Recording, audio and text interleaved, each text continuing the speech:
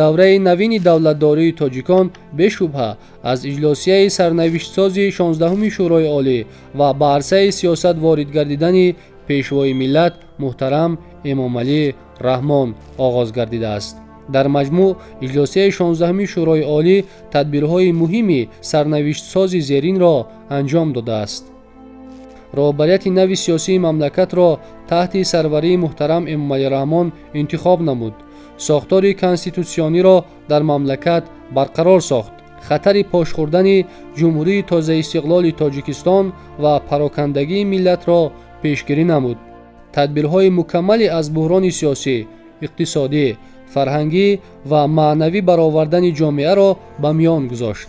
самтҳои асосии сиёсати дохилии мамлакатро муайян намуд. мавқеи байналмилалӣ ва сиёсати хориҷии кишварро муайян сохта барои ҳамкориҳои судманд бо кишварҳои ҷаҳон роҳ кушод. қонунгузории ҷумҳуриро устувор намуд ва ба рушди тоҷикистони азиз дар оянда заминаи муътамад гузошт.